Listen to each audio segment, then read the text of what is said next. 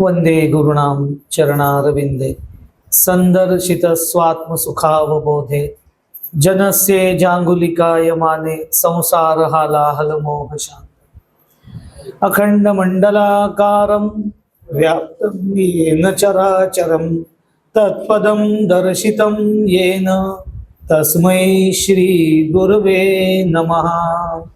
श्रीराम। विभूती नमन नाम ध्यानादि तीर्थ स्वामीच या पंचप्राणामृतात हे तीर्थ घे आठविले प्रचिती न सोडी कदा स्वामी ज्या घेई। तारक मंत्रामधला हा अखेरचा चरण आहे। फार वैशिष्ट्यपूर्ण गोष्टी याच्यामध्ये सांगितलेल्या आहेत। म्हणजे आधी जी सगळी आपण पहिली 4 पद बघितली मंत्रामधली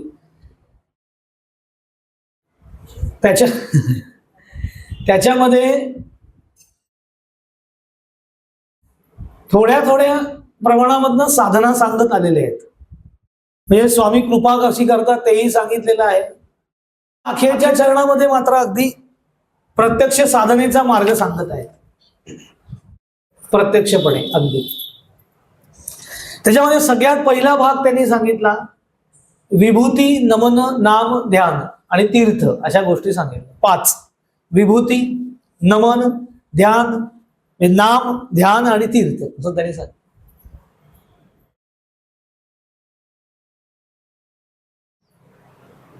आता विभूती म्हटल्यावरती आपल्या डोळ्यासमोर स्वाभाविकपणे एक गोष्ट येते, विभूती म्हणजे अंगारा असं आपण सहजपणे त्याचा, आणि तो सगळा सहज अर्थ आहे। विभूती म्हटलं की म्हणजे आपण कुठल्याही एखाद्या संतांच्या दर्शनाला गेलो, शिर्डीला गेलो, शेगावला गेलो की आपण तिथं विभूती घेऊन येतो।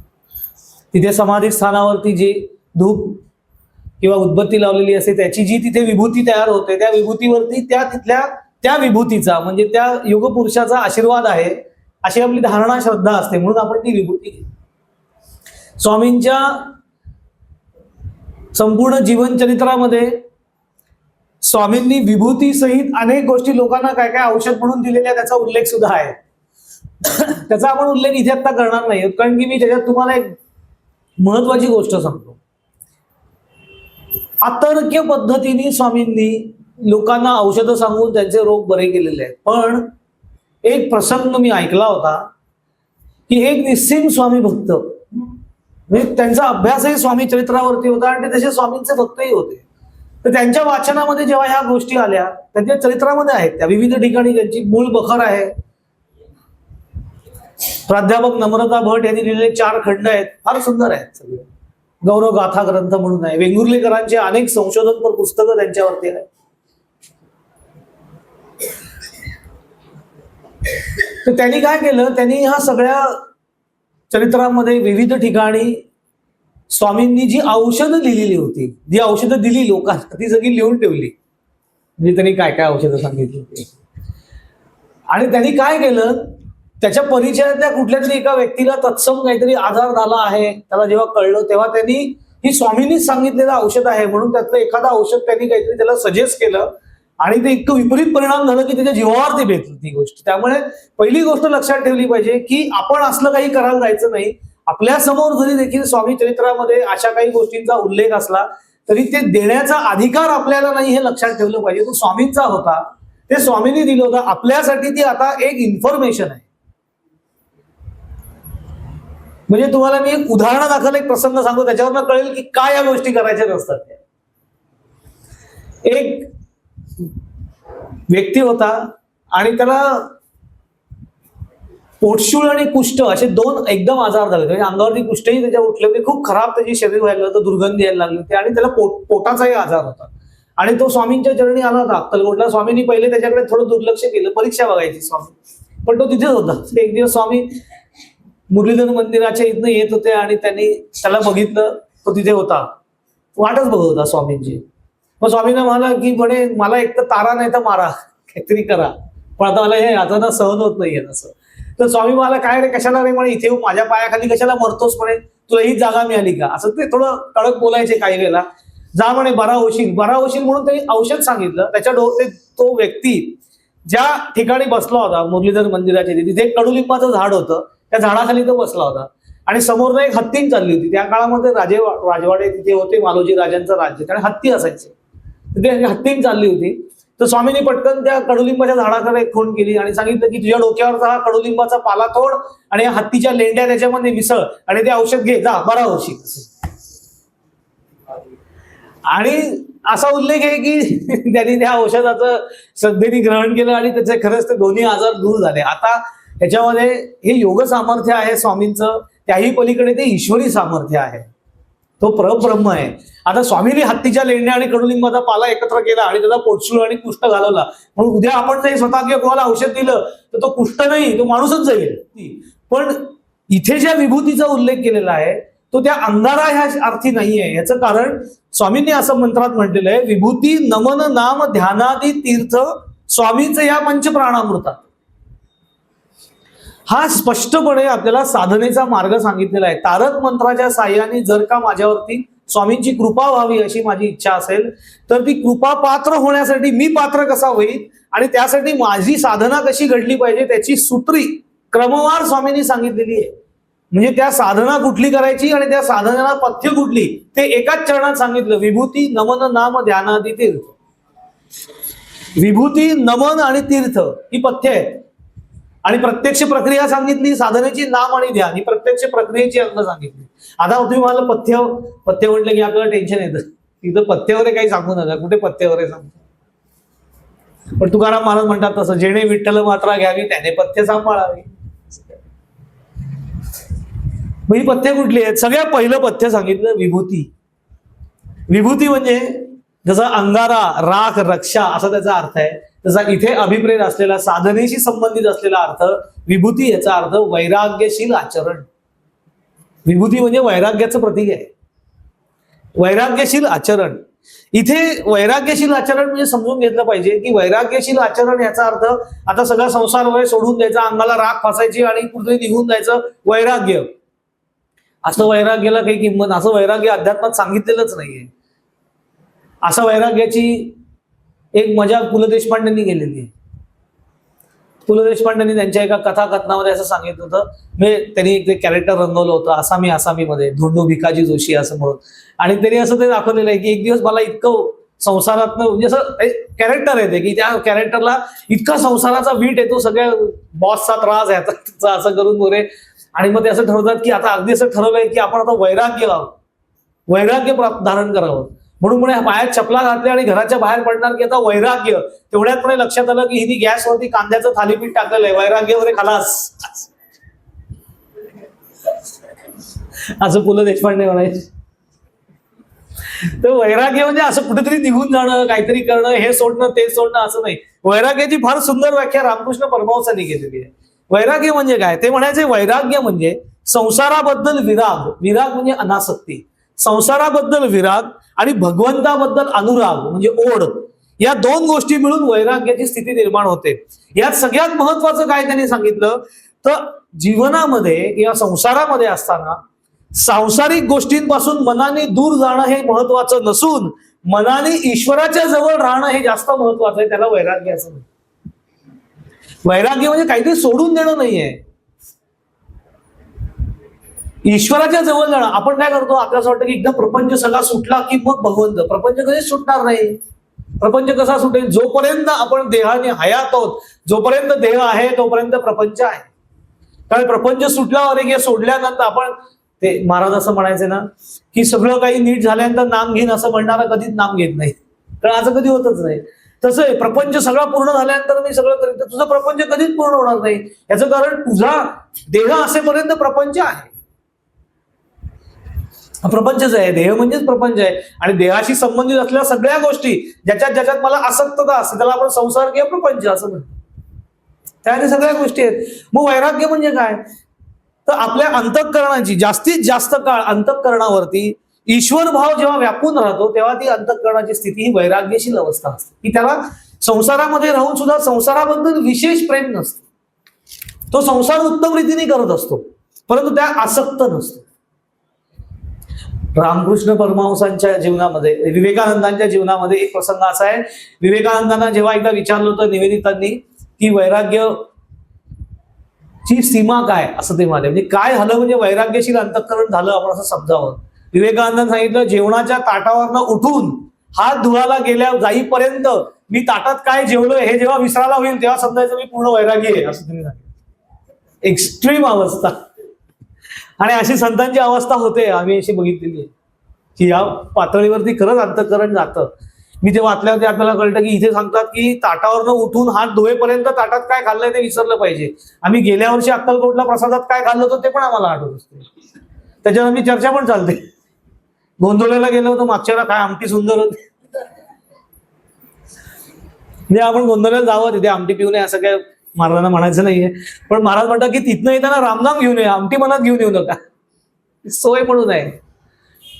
वैराग्यशील अंतःकरण हे समजून घेणार काय की विभूती म्हणते ना, विभूती म्हणजे अंतःकरण जे सतत संसारासक्त झालेलं असतं. मला जर काही ईश्वर प्राप्ती करायची असेल तर प्राधान्याने माझं अंतःकरण ईश्वर भावामध्ये राहायला तर सुरुवात झाली पाहिजे. आपलं काय असतं, आपली साधना चालू असते पण अंतःकरण संसार भावामध्येच राहिलेलं असतं. म्हणजे आपण थोड्या वेळाने साधनेचा पण संसार करायला लागतो. तसं नाही होता का मग? म्हणजे इतर सगळ्या गोष्टी सोडूनच द्या, आता काही करायचंच नाही. अरसिकता म्हणजे वैराग्य नाही, लक्षात ठेवा. अनासक्ती म्हणजे वैराग्य. अरसिकता म्हणजे उदासीनता, ती अध्यात्माला मान्यच नाही. कुठलीही आध्यात्मिक, जी परिपूर्ण आध्यात्मिक व्यक्ती असते किंबहुना ती त्या परिपूर्णतेकडे जाणारी असते, त्या मार्गातली असते, ती व्यक्ती अजिबात अरसिक नसते. ती अनासक्त असते, हे मात्र गोष्ट खरी. आसक्त नसते की त्यांना काही हे आवडत नाही, त्याचे चेहरे पाडून बिडून बसलेले वगैरे असं काही नाही. त्यांचा मूड गेलाय म्हणून ते वैराग्यशील असं वगैरे काही नसतं. म्हणजे त्यांची काय म्हणतात त्याला, आगतिकता म्हणजे वैराग्यता नसते. म्हणजे काय कायला काय होतं, आपल्या आयुष्यामध्ये वेडवाकडं काही घडलं, नकोसं झालं ना की लोक असं म्हणतात की आत्ता मला काही नकोय आयुष्यामध्ये, ना कशाची आस राहिली नाहीये, काही नको, एकदा भगवंता नेलंच तर बरं होईल. ही आगतिकता आहे, ही अनासक्ती नाहीये. गोंदवलेकर महाराज होते ना, ते अलिबागला जायचे. अलिबागला त्यांचे कुटुंब राहायचं, भक्त कुटुंब. त्यांचं आडनाव पण लेले, म्हणजे ते माझे कोण नाहीये पण त्यांचं आडनाव लेले. तर त्या ज्या आजी होत्या त्या महाराजांच्या निस्सीम भक्त होत्या एकदम. आणि खरंच खूप सगळं कुटुंबच महाराजांचं भक्त. आणि महाराज एकदा अलिबागला असताना फेरीतीवरती असताना त्यांच्या घरी जायचे, महाराज त्यांच्याकडे गेले. तर त्या एकदा महाराजांशी बोलत बसल्या होत्या आजी त्या, आणि त्या म्हणाल्या की महाराज सगळं काही मला प्राप्त झालेलं आहे, तुमच्या कृपेने, भगवंताच्या कृपेने सगळं आयुष्यात मला प्राप्त झालं, मी अगदी समाधानी आहे, माझं एकच मागणं आहे आता. तर त्यामुळे ते महाराज माझे काय मागणं आहे, तर त्या मला काही नाही, तुमच्या मांडीवरती मला मृत्यू यावा अशी माझी इच्छा आहे. महाराज म्हणाले हो मग चला, उशीर कशाला, या आत्ताच मांडीवर डोकं ठेवा. त्या लगेच म्हणाल्या नाही नाही एवढी घाई नाहीये. आपल्यालाही असं काही वेळेला वाटतं की नेरे बाबा आता, पण ते आपलं वैराग्यातलं भूमिका नसते, ती अनासक्ती नसते आपली, ती आपली आगतिकता असते. म्हणजे आपल्या मनाविरुद्ध घडत असतं तेव्हा नको वाटतं आता कुणाशी बोलायचं नाही. असं काय काय लोकांचं असं कुणाशी बोलायचं नाही, पण ज्याच्याशी बोलायचं वाटत नसतं त्याच्याबद्दल इतकं बोलणं आज चाललेलं असतं आपल्या, की ते कुणाशी बोलायचं नाही असं काही नाहीये. ईश्वराबद्दल भाव सतत मनामध्ये राहणं, सांसारिक सगळी प्रवृत्ती असताना सुद्धा, आपल्या प्रपंचाची सगळी कर्म करत असताना सुद्धा ती कर्माची परिपूर्णता झाल्यानंतर लगेचच्या लगेच मन ईश्वर भावामध्ये जाणं, त्याला वैराग्य स्थिती म्हणतात. की तेवढं माझं काम झालं, विषय संपला, आता त्याच्याशी मला काही घेणं देणं नाही. लग्न कार्याला जाऊन आल्यानंतर आपण ते कसं महिनाभर त्याच्यावर चर्चा चालते, त्याला अनासक्ती नाही म्हणत, आपण त्यात गुंतवून राहतो. असं अनेक गोष्टीमध्ये आपण गुंतलेलो असतो, चांगल्या वाईट सगळ्या. अंतःकरण मोकळं राहिलं पाहिजे. ज्याचं अंतःकरण आसक्तीपासून मोकळं, त्याला ते वैराग्यशील अंतःकरण असं म्हणतात. त्याला त्यांनी विभूती असं म्हटलेलं आहे. विभूती नमन नाम ध्यानादी तीर्थ. आता विभूती म्हणजे वैराग्य. आता वैराग्यशील अंतःकरण असलं की काय असतं, वैराग्यशील अंतःकरण साधनेच्या बाबतीमध्ये तत्पर राहायला मदत होते. म्हणजे पुढे नमन असं म्हटलेलं आहे ना त्यांनी. अंतःकरणात जर वैराग असेल, भगवंताबद्दल प्रेम आहे, अनुराग आहे, तर ते पटकन शरणागत होतं साधनेसाठी किंवा ईश्वरासाठी. त्याचे जडत्व नसतं. पण ते सांसारिकतेमध्ये असेल तर त्या व्यक्तीची साधना होते, पण ती साधना प्राधान्याने होत नाही. आपल्या जीवनाचा केंद्रबिंदू काय आहे, त्याच्यावरती आपण विरक्त आहोत की नाही आहोत, आपण आसक्त आहोत का अनासक्त आहोत हे ठरतं. आपल्या जीवनाचा केंद्रबिंदू जर का ईश्वर आणि ईश्वर प्राप्तीचं साधन असेल तर 100% आपण अनासक्त होत चाललेलो आहोत, म्हणजे विभूतीच्या मार्गावरती आहोत. मग त्यांनी पुढे म्हटलंय विभूती नमन. नमन म्हणजे शरणागती. नमन याचा सरळ अर्थ नतमस्तक होणे असा आहे. दुसरा अर्थ नमस्कार करणे असा आहे.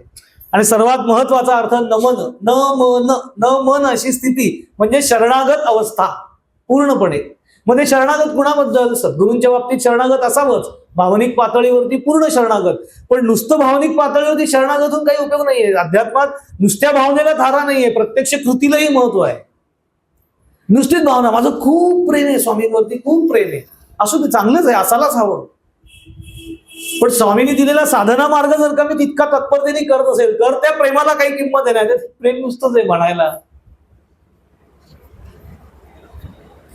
ते एक मुलाची मी कथा वाचली होती की तो मुलगा, त्याला पोहायला शिकायचं असतं म्हणून त्याचे वडील श्रीमंत असतात, त्याला त्याचे पर्सनल कोच लावतात, त्यांचा स्वतःचा स्विमिंग टँक वगैरे असतो, तो श्रीमंत असतो. मग ते कोच त्याला शिकवायला येतात, ते स्विमिंगचा ड्रेस बीस सगळा तो घालतो वगैरे, सगळं तयारी होते. ते कोच येतात, पाण्यामध्ये उतरतात, त्याला सांगतात की आता पहिले तू काय पाण्यात उडी मारू नको, नुसता पहिले पाण्यामध्ये उतर. तो नाही, पाण्यात नाही उतरणार मी. तो म्हणतो का? म्हटलं पोहायला शिकायचंय ना. तर तो म्हणतो नाही, पाण्यात नाही उतरणार मी पाण्यात नाही उतरणार, तुम्ही मला असंच शिकवा. तर असं कसं शिकवणार? पाण्यात उतरल्याशिवाय तुला कसं पोहायला शिकवणार? अरे मी सांगतोय माझ्यावर विश्वास आहे. थोडं नाही, तुमच्यावर माझा पूर्ण विश्वास आहे म्हणून तर तुम्हाला मी कोच नाही बोललोय. पूर्ण विश्वास, तुमच्यावर पूर्ण श्रद्धा आहे, तुम्ही पाण्यात नाही उतरणार. का? कारण मी असं ठरवलेलं आहे की जोपर्यंत मला पोहता येत नाही तोपर्यंत मी पाण्यात उतरणार नाही.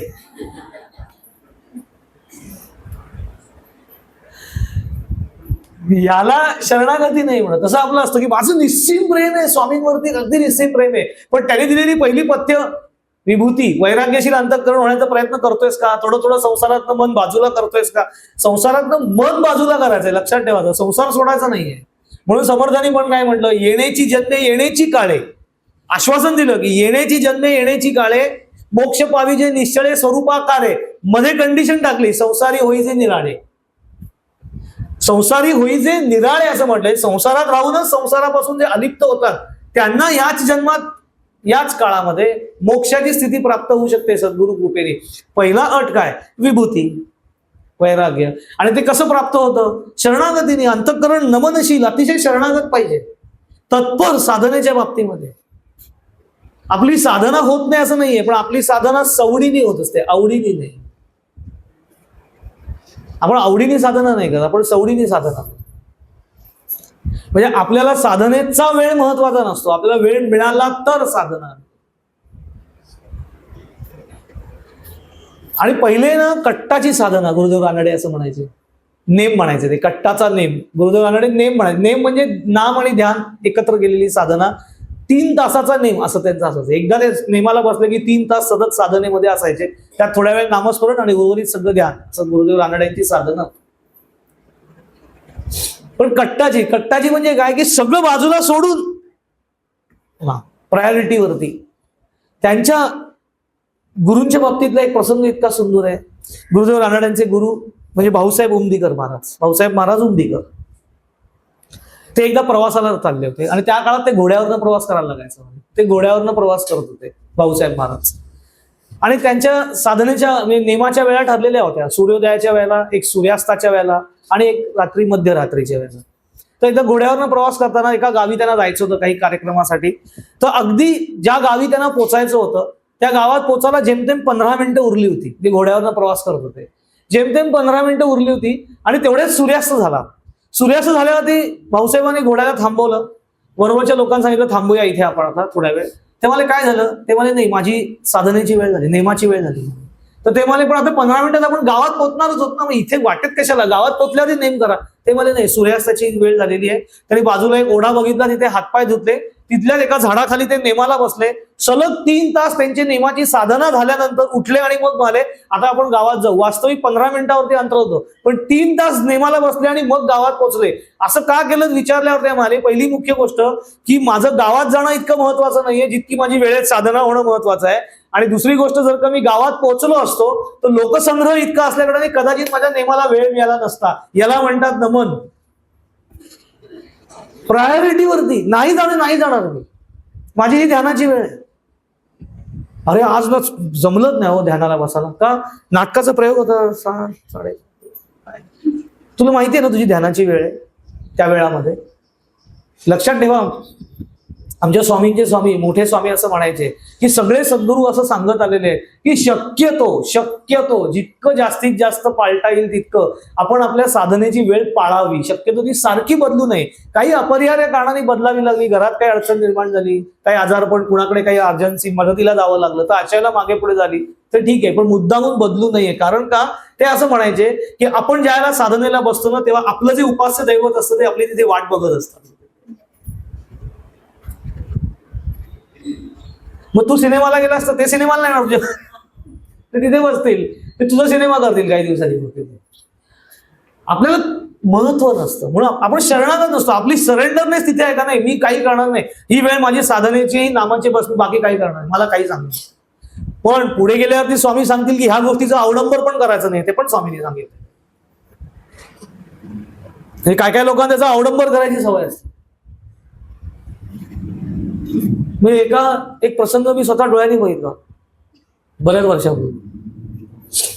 तेव्हा आपल्याकडे ना हे सिनेमा थिएटर्स नवीन सुरू झाली होती. म्हणजे ही मॉल सिस्टीम, मल्टी स्क्रीन हा प्रकार जो आहे ना, एकाच ठिकाणी 4-5 स्क्रीन, ते नवीन सुरू झालं होतं. बरीच वर्ष झाली त्याला, आता 12-13 सालची वगैरे गोष्ट असेल. ते कुठेतरी सिनेमा बघायला आम्ही गेलो होतो ग्रुपने. तर तिथे एकदम आता कसं होतं, पूर्वी आपल्याला ते सिनेमाचे शो माहिती होते, ते स्टँडर्ड शो ठरलेले टायमिंग होते. तसं आता नसतं. मल्टी स्क्रीनला कुठलाही काही टायमात सिनेमा असतो, काही पण वेळा असतात, 4:30, 5:30, 7, 7:15. म्हणजे एका स्क्रीनला 7चा असतो, एकाला 7:20चा असतो, काही पण असतं असं. ते तर मल्टी स्क्रीन असतं. तसं एक कुठल्या तरी संध्याकाळचा 5:30 का काहीतरी शो होता थिएटरचा. त्या इंटरव्हल होईपर्यंत 7 वाजले चालू होऊन झाले. आणि मग ती 7ची वेळ, 3 सानीची वेळ दिवाला. तर काहीतरी इंटरव्हल झाल्यानंतर सिनेमा चालू झाला आणि एकदम पुढच्या लाईन मध्ये एकदम काहीतरी थोडी वादावादी वगैरे असं कळलं. तर आम्हाला वाटलं काय दोन कुठल्या प्रेक्षकांमध्ये भांडाभांडी झाली काय. तर नंतर कळलं की ते कोणतरी फॅमिलीतच वादावादी झाली होती काहीतरी. आणि ती कशावरून झाली तर त्यांच्या फॅमिलीमध्ये कोणतरी आजोबा आले होते पिक्चर बघायला. तर त्यांची 7ची वेळ झाली रामरक्षा म्हणण्याची. तर त्यांनी तिथे रामरक्षा म्हणायला सुरुवात केली. आता समोर वेगळीच रामरक्षा चालू असे, इथे त्यांची रामरक्षा चालू झाली. तर बाजूचे सगळे डिस्टर्ब झाले. तर ते म्हणतात नाही तुम्हाला काय कळतं की नाही, माझी वेळ म्हणजे वेळ. अरे मग घरी जा, तुला आलं यायला कोणी सांगितलं इथे? तुला माहिती की नाही 7 वाजता रामरक्षाची वेळ आहे, त्या वेळेत तुझा सिनेमा आहे, तू त्याच्या नंतर जा किंवा आधी जा, त्या वेळेत मी घरी पाहिजे. तुझ्या साधनेची काळजी तू घे, लोकांनी नाही घ्यायची. ते अवडंबर नाही स्वामींना चालत. ते पुढे स्वामींचे प्रसंग बघू आपण. ते त्यांना अजिबात अवडंबर चालायचं नाही स्वामींना. पण शरणागती याचा अर्थ प्राधान्य देणं साधनेला, अवडंबर माजवणं आणि लोकांना दाखवण्यासाठी साधना करणं, याला नमन नाही म्हणत. लोकांना दिसलं पाहिजे मी साधना करतो, हे लोकांना कळलं पाहिजे. लोकांनी कळलं, म्हटलं पाहिजे मला काय साधन. लोकांनी म्हणण्यासाठी नाही, ईश्वर प्राप्त करण्यासाठी साधन. उलट साधन हे गुप्तच असावं, जास्त लोकांसमोर जाऊ नये, म्हणजे आपल्याला अहंकार जडत नाही साधनेचा. म्हणून ते आपल्याकडे गोमुखीमध्ये जपाची माळ गोमुखीमध्ये ठेवून जप करायचा का असतो? आपण काय फार मोठं गुप्त काहीतरी सिद्धविद्या करणार काय त्याच्यामध्ये? ते लोकांना कळू नये म्हणून नाहीये, स्वतःचं लक्ष जाऊ नये त्याच्याकडे की मी किती माळा केल्या, किती मिळेल, म्हणून ते गोमुखीमध्ये ठेवायचं. की डोळ्याला दिसणारच नाही तुझी माळ, मेरुमणी आला का नाही आला तो आपलं नाम. ते उगाच लोकांना दाखवायचं अमुक तमुक वगैरे. 4 लोकांमध्ये मध्येच लोकांना गर्दी आली की एकदम मध्येच लोकांचे डोळे मिटून बसणार आहे असं काही. मार्गाधारे वर्तावे, विश्वमोहरे लावावे, अलौकिका परी नोहावे लोकांत, असं ज्ञानेश्वर महाराज सांग. साधना सुद्धा लोकांना सांगायची, जरूर सांगावे, पण आपली साधना करताना आपण उगाच काहीतरी अलौकिक होत असलं काहीतरी लोकांमध्ये जाऊन करायचं नाही. एका ठिकाणी आमच्या स्वामींचं प्रवचन चाललं होतं आणि प्रवचन चालू असताना एक व्यक्ती पुढे बसलेली आणि पुढे बसून सारखी जपाची माळ घेऊन काहीतरी पुटपुटत होते. शेवटी आम्ही जाऊन सांगितलं, काका तुम्ही मागे बसा. म्हणजे तुमच्या त्या ह्याच्यावर डिस्टर्ब होतोय बोलणाऱ्या व्यक्तीला, कारण त्यांचं लक्ष सारखं ते आवाज रिटर्न जातोय त्यांच्याकडे. कारण त्यांना असं होतं की ते दाखवायचं की मी सतत नामामध्ये राहा ना, सतत नामामध्येच राहा. पण ते तुला कळेल आणि ईश्वराला कळेल इतपतच राहा. लोकांना दाखवण्यासाठी अवडंबर करू नकोस, त्याला शरणागती नाही म्हणत. नमन याचा अर्थ प्राधान्याने उपासना करणं, की माझी प्रायोरिटी ही उपासनेला असली पाहिजे. मग पुढे गेल्यानंतर आता ही 2 पथ्य झाली, विभूती नमन ही 2 पथ्य झाली, की अंतःकरण वैराग्यशील असलं पाहिजे आणि शरणागत असलं पाहिजे. किती शरणागत असतं? मी मागे उदाहरण दिलं होतं, बाबा बेलसरे ते दासबोधाचं लिखाण करत होते. आपण जो दासबोध रेफर करतो ना अभ्यासाला, तो बाबा बेलसरे यांनी विरचित केलेला आहे, त्याचा अर्थासहित सटीप दासबोध. त्याचं जेव्हा लिखाण चालू होतं बाबा बेलसरे यांचं, त्या दिवस जायचे त्यांचे. आता एवढं दासबोधावरती सटीप लिखाण करणे सोपी गोष्ट नाही बरं. 200 समास, 20 दशक, 7,751 ओव्या दासबोधाच्या, ह्याच्यावर त्यांचं विवरण चालू होतं, त्यांचं लिखाण चालायचं, दिवसभर त्यांचा वेळ खूप पूर्ण दिवस जायचा. शिवाय त्यांची स्वतःची काही कामं असतील तर ते प्रोफेसर होते कॉलेजमध्ये फिलॉसॉफीचे, तर त्यांना वेळच मिळायचा नाही, कधी कधी जेवायलाच वेळ मिळायचा नाही, ते जेवण बिवण टाकून सगळं ते त्यांचं काम चालायचं. बरं, एवढं सगळं झाल्यानंतर पुन्हा आंघोळ करणार, आंघोळ झाल्यानंतर हातात जपाची माळ घेऊन नामाची बैठक करायला बसणार. तर त्यांचा एक साधक त्यांना एकदा मला, बाबा अहो तुम्ही दिवसभर दासबोधाचंच लिखाण करताय, बरं प्रत्येक ओवी लिहिल्यानंतर तुम्ही पुढे श्रीराम श्रीराम असं लिहिताय, ते लिहिताना तुम्ही तोंडाने म्हणताय, म्हणजे तुमचं नाम होतच आहे, मग आता तुम्ही पुन्हा वेळ काढून आंघोळ करून झोप बीप सोडून तुम्ही नामाची बैठक काय करताय ना, ऑलरेडी नाम तुमचं घेऊन झालेलं आहे. बाबा मला ही फसवणूक आहे स्वतःची, ते माझं काम आहे, ते दासबोध लिखाणाचं काम आहे, आणि ही माझी नामाची नित्य बैठक आहे. दासबोधाचं लिखाण किती वेळ चालेल ते मला माहिती नाही, समर्थांना माहिती, पण किती वेळ झाला तरी जोपर्यंत महाराजांना दिलेला शब्द आहे की नामाची बैठक झाल्याशिवाय झोपणार नाही, त्याच्याशिवाय झोपणार नाही, याला नमन, सरेंडर नाही असं. आपण कसं जाऊ दे आज उद्या, आपण कसं हिशोब, आपण सॉलिड ऍडजस्टमेंटच आपली भन्नाटच असते. समजा महाराजांनी सांगितलं रोज 15 माळा करत जा, असं महाराज कधी सांगायचे नाही, आपण गृहीत धरू 15 माळा करत जा. आपण आता रोज पहिल्या दिवशी, नव्याचे 9 दिवस असतात त्यात 15 माळा, एकाच दिवशी 10 झाल्या, तर आपण एका दिवशी 10 झाल्या तर थोडा ताण येतो, अरे 10 झाल्या, पण आपण लगेच ऍडजस्ट करतो, तर उद्या 15च्या 20 करूया, आजच्या 5 कॅन्सल झाल्या चालतील, आपण ठरवून टाकतो सगळं ऍडजस्ट. संत असं नाही, माहित नाही मला 15 झाल्याशिवाय मी उठणं, जे नेम, त्याला नेम म्हणतात, जो नेम केलाय तो केला, त्याच्यामध्ये मी प्रांजळ असलं पाहिजे. ही प्रांजळता म्हणजे नमन असं त्यांनी सांगितलंय. ही 2 पथ्य झाल्यानंतर मग ते मध्ये प्रत्यक्ष प्रक्रिया सांगतात, नक्की प्रक्रिया काय करायची. मग त्याची पहिल्या प्रक्रियेतलं म्हणजे विभूती, नमन, नाम, ध्यान आणि तीर्थ असं त्यांनी म्हटलेलं आहे. विभूती, नमन, नाम. आता नाम सांगितलं, नाम साधना करा, तिथं काय सोपी आहे, त्याच्यात फार काय आपण विचार करण्यासारखं नाही की नाम साधना करायची म्हणजे काय करतं, नाम कसं घ्यायचं. महाराज म्हणायचे पेढा कसा खावा हा प्रश्न पडतो का, तर नाम कसं घ्यायचं, त्याच्यात काही फार प्रश्न पडण्यासारखं. नाम कसं घ्यायचं, पेढा कसा खावा तसं नाम घ्यायचं. कधी घ्यायचं, समर्थांनी नामस्मरणाचा अख्खा समासच दिलेला आहे. 4थ्या दशकामध्ये नवविधा भक्तीमध्ये नामस्मरण भक्तीचा अख्खा समास आहे, आणि त्याच्यामध्ये इतकं डिटेल आणि सुस्पष्ट नामाबद्दल लिहिलेलं आहे की आपल्याला काही प्रश्न पडू नयेत. त्यांनी इतकं छान लिहिलं, स्मरण देवाचे करावे, अखंड नाम जपत जा, अखंड नाम जपत जावे, नामस्मरण पावावे समाधान, नित्य नेम प्रातः काळी, माध्यान्ह काळी, सायंकाळी. हे सगळा प्रश्न निकालात काढला. कुठल्या वेळेत नामाला बसू, पहाटे बसू का, दुपारी बसू का, रात्री बसू का, नित्य नेम प्रातः काळी, माध्यान्ह काळी, सायंकाळी. याच्याही पुढे जाऊन सांगतात नामस्मरण सर्व काळी करीत जा. पुढे अजून महत्वाचं सांगितलं, सुख दुःख उद्वेग चिंता. तिने ह्या अवस्था सांगितल्या, संवेग सांगितले पहिले, सुखाचे आणि दुःखाचे संवेग, आणि उद्वेग चिंता या 2 अवस्था अंतःकरणाच्या. सुख दुःख उद्वेग चिंता अथवा आनंद स्वरूप असता, हे सगळ्यात महत्वाचं. दुःख में सुमिरन सब करे, सुख में करे नकोय असं ते म्हटलेलं आहे. तसं नको, सुख दुःख उद्वेग चिंता अथवा आनंद रूप असता, नामस्मरणे विण सर्वथा राहोची नाही. त्याहीपेक्षा अजून सगळ्यात महत्वाचं की जे आपले उपासनेचे सुट्टीचे दिवस आहेत, म्हणजे कुठले, सोयार, सुतक, अडचण, हे सुट्टीचे दिवस नामाचे. समर्थ म्हणतात हरुष काळी, विषम काळी, पर्व काळी, प्रस्ताव काळी, विश्रांती काळी, निद्रा काळी नामस्मरण करावे, त्याला कुठलीही उपाधी नाही. ते जपाची माळ, आज जपाच्या माळ्याला हात नाही लावायचा, आता नामच नाही का, सुतक आहे घरामध्ये, सोयर आहे, ते हिंची अडचण आहे, जेवलास का नाही, हिच्या हातचं जेवलास का नाही, ते चाललं सगळंच. टीव्ही बघितला की नाही त्या काळामध्ये, फिरायला गप्पा टप्पा गॉसिप सगळं चाललं, नाम घ्यायला काय, काहीही संबंध नाही. लक्षात ठेवा, 2 उपासना अशा आहेत की ज्याला कुठलंही बंधन नाही, कुठलंही उपाधी नाही, सोळ्या ओळ्याची कुठलीही उपाधी नाही, ती म्हणजे नाम आणि ध्यान, याला कसलंही बंधन नाही, उपाधी रहित साधना. म्हणून त्यांनी सांगितलं, म्हणून पहिले 2 गोष्टी सांगितल्या, विभूती, नमन. नमन असल्या कारणाने मग तुम्हा ज्याचं सरेंडरनेसच आहे साधनेला, तो ह्याचा काही विचारच करणार नाही या गोष्टीचा. इतकी आर्तता याला शरण नमन असं म्हणतात. आणि मग अशा पद्धतीने नाम घेता आलं पाहिजे. म्हणजे उगाच सोडायचं नाही, कारण नाही काढायची. जेवढा वेळ मिळेल जिभेला वळणच टाकायचं. काही झालं की नामात जीभ गुंतली पाहिजे असं महाराज म्हणायचे. आणि तुम्हाला अनुभव येईल. मी तुम्हाला सांगतो, संत जे सांगतात ना ते असं हवेत तीर करत नसतात. ते स्वतः अनुभव घेऊन ते आपल्यासमोर व्यक्त करतात. कारण त्यांची एक भूमिका असते, आधी केले मग सांगितलंय. त्यामुळे ते सतत त्याच्यात असतात. त्यामुळे त्यांना हे सांगण्याची ताकद असते. महाराज ते सांगतात ना की जिभेला इतकं वळण लावा रामनामाचं की तुम्ही ठरवलं तरी ती जीभ रामनामामध्ये गुंतली पाहिजे.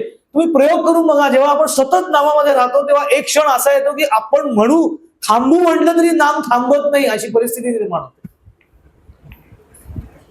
इतकं नाम हळूहळू उतरायला लागतं. महाराज असं म्हणायचे की नाम घेतो इथपासून सुरुवात, ते नाम होतंय इथपर्यंत ते जातं. की होत असतं, मग घ्यावं लागत नाही ठरवून की आता मी नाम घेतो. घ्यायला असं लागतच नाही, तर व्हायलाच लागतं. मग हळूहळू ते अनुसंधानात जातं. पहिले वैखरीमध्ये, मग अनुसंधानात. वैखरीने सारखं आपण घेऊ शकत नाही, एखाद्याला घ्यायला हरकत नाहीये, पण शक्यतो मनातल्या मनात नामस्मरण करा. वैखरीने कधी घेतात? जेव्हा सामूहिक आपण नाम घेतो ना, त्याला एखादी माळ वैखरीने गेला, कारण त्यांनी एक वातावरण निर्मिती होते. आपल्या सगळ्यांचे मनप्रवाह एक दिशेने येण्यासाठी, इतर सगळे विचार बाहेरच्या बाहेर राहण्यासाठी त्याला जेव्हा वैखरीने नाम घेतलं जातं, त्याला पटकन मन त्या नामात गुंतण्यास मदत होते तिथे राहण्यासाठी. म्हणून पहिले वैखरीने नाम घ्यावं, नंतर मौनातच नाम करणं. पण नाम घ्यावं, नाम मोजू नये. नाहीतर नाम घेताना नाम मोजत राहतो आपण. काही संकल्प वगैरे केला असेल तर तेवढ्यापुरते ठीक आहे, पण फारसं त्यात गुंतू नये. कारण नाही तर मग काय होतं ना, आपलं सगळं चित्त संख्येवरती राहतं. एरवी सुद्धा संख्येवरती राहतं. तर कबीराचा दोहा आहे की नाही, मी नेहमी सांगतो. कबीराने असं म्हटलेलं आहे, वो जो देता वो बेहिसाब देता है, मगर मैं अभागा उसका नाम भी लेता हूं तो गिन गिन के लेता. असं नाही का, आपण अखंड नाम, समर्थांनी काय सांगितलेलं आहे, अखंड नाम जपत जावे, नामस्मरण पावावे समाधान, हरुष काळी विषम काळी पर्व काळी प्रस्ताव काळी नाम विसरू नये. नाम साधना ही सगळ्यात सोपी साधना आहे, कुठल्याही वेळेत कुठल्याही काळात करण्यासारखी आहे. पण त्याला जोडून त्यांनी पुढे असं सांगितलेलं आहे, विभूती नमन नाम ध्यान. अडचण इथे आहे सगळे. कारण तुम्ही आम्हाला सगळं करायला सांगा, टाळ्या वाजवायला सांगा, नाचायला सांगा, ओरडायला सांगा, भजनं म्हणायला सांगा, पोथ्या वाचायला सांगा, पारायण करायला सांगा, नामस्मरण करायला सांगा, पण हे डोळे मिटून एका जागी बसायला काही सांगू नका. तेवढंच कठीण आहे. भगवंत म्हणतो, अरे पण त्याच्याशिवाय तुझी माझी भेट कशी होणार? तू हाका मारतोयस नामाच्या साह्याने इथपर्यंत ठीक आहे, पण आता मला तुला भेटायला यायचं असेल तर मी जिथे भेटणार ती जागाच तू मोकळी ठेवत नाहीयेस ना, तू तयारीच करत नाहीये, डोळे मिटून बसतच नाहीयेस, मी तुला भेटणार कसं? प्रचिती कशी येणार? प्रचिती येणार कुठे? ती जिथे येणार तिथे मला जायला पाहिजे ना. डोळे मिटून स्वस्त बसायला नको, थोड्या वेळ बस ना. अहो नाही हो, एवढ्या तासन तास कोण सांगताय तुला? 10 मिनिटं बस बघू, डोळे मिटून स्वस्त, निश्चळ. ऐकायला किती छान वाटतं. तुम्ही कल्पना करून बघा, या सगळ्या कठीण गोष्टी आहेत माणसाला, सगळ्यात कठीण. कारण आपल्याला पूर्ण विरुद्ध करायचं आहे.